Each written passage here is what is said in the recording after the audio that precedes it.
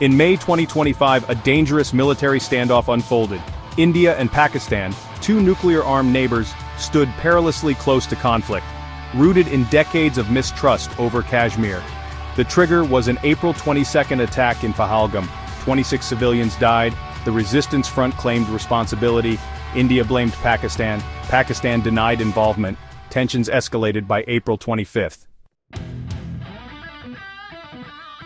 India's government faced immense domestic pressure to respond decisively to the Pahalgam attack. After a period of deliberation and strategic planning, India chose to act. New Delhi officially stated that its subsequent military actions were a direct retaliation for the killing of its civilians. On May 7, 2025, the Indian military launched a series of missile strikes. India described its targets as terrorist bases. These initial targets were located within Pakistan-administered Kashmir. However, the scope of the Indian operation extended further.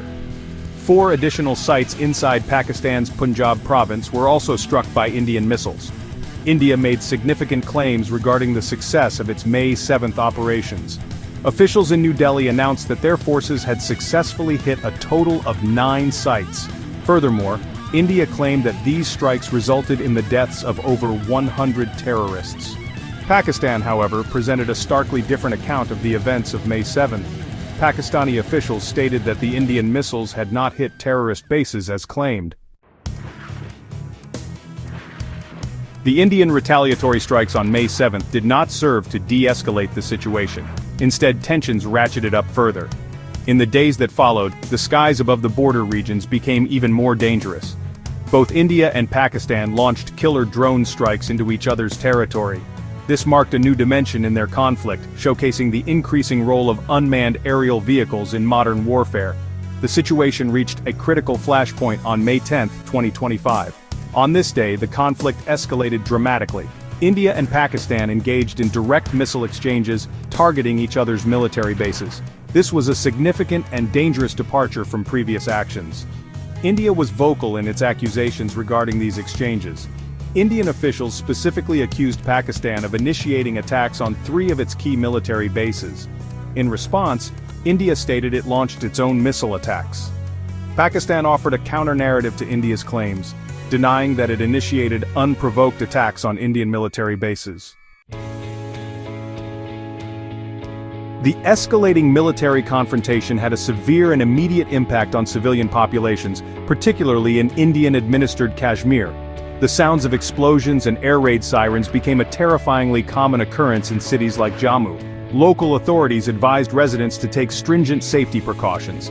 These included switching off lights to enforce blackouts and, crucially, staying indoors to avoid harm. Educational institutions across Indian-administered Kashmir were ordered to remain closed. An atmosphere of pervasive fear and anxiety gripped the region as the conflict raged. India reported significant civilian casualties on its side of the line of control. By early May, specifically around May 6, Indian authorities stated that at least 16 civilians had lost their lives. Beyond these fatalities, Indian military sources also reported an unspecified number of casualties among their personnel. Pakistan, too, reported substantial losses and casualties resulting from Indian military actions.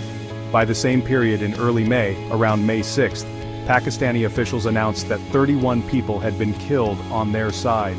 The air domain also saw significant action and conflicting claims. Pakistan made bold assertions about its successes in air combat. Pakistani military spokespersons claimed to have shot down as many as 25 Indian drones. India did not officially confirm these specific high numbers of losses. The rapid escalation of hostilities between India and Pakistan sent ripples of alarm across the globe. Major international powers, including the United States, voiced grave concerns. They urged both New Delhi and Islamabad to exercise maximum restraint and immediately de-escalate the situation. The United Nations Secretary-General also issued a strong appeal, calling for both nations to step back from the brink and engage in meaningful dialogue to resolve their differences peacefully. Amidst this charged atmosphere, a ceasefire was announced on May 10, 2025.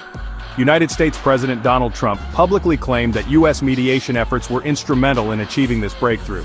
He stated that American diplomats had worked tirelessly behind the scenes with both Indian and Pakistani officials to halt the fighting.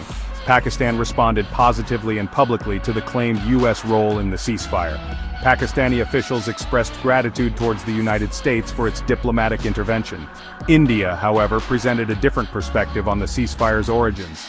Officials in New Delhi insisted that the decision to stop the fighting was a bilateral one, reached directly between India and Pakistan. From India's perspective, the military engagement yielded several strategic advantages. A primary achievement, according to Indian analysts, was the successful refocusing of international attention on the issue of Pakistan-based militant groups. The Indian operations, particularly the initial strikes on May 7th, were framed as counter-terrorism measures. Furthermore, India demonstrated a significant enhancement in its military reach and capabilities. The Indian strikes were not confined to areas immediately along the line of control. They hit targets deep inside Pakistani territory. This included, notably, sites within Pakistan's populous and strategically vital Punjab province. Pakistan, in turn, also claimed to have made strategic gains from the confrontation. A key outcome, from Islamabad's viewpoint, was the internationalization of the Kashmir dispute. Pakistan has consistently sought to involve third parties and international forums in resolving the Kashmir issue. The intense military escalation and the subsequent U.S. involvement in brokering a ceasefire were seen by Pakistan as reinforcing its argument for external mediation. However, independent analysts offered more measured assessments of the strategic outcomes. In the immediate aftermath of the May 10th ceasefire agreement, some tangible de-escalatory measures were observed. Senior military officials from India and Pakistan engaged in direct communication. They spoke via a hotline on Monday, May 12, 2025. During this conversation, both sides pledged their commitment to upholding the terms of the ceasefire. They also discussed the possibility of reducing the heightened troop presence along their shared border and the line of control. Despite these positive initial steps, a deep sense of skepticism and uncertainty lingered. The rhetoric from political leaders remained cautious and, at times, hawkish. Indian Prime Minister Narendra Modi, speaking on May 12, made a particularly telling statement. He characterized the cessation of hostilities not as an end to the conflict, but merely as a pause. This choice of words strongly suggested that India remained vigilant and prepared for the possibility of renewed fighting. Many regional analysts believe that the ceasefire is likely to hold, at least in the short to medium term. However, it is crucial to recognize that the fundamental issues fueling the conflict, most notably the core dispute over Kashmir, remain entirely unresolved. The future stability of the South Asian region, therefore, remains precarious.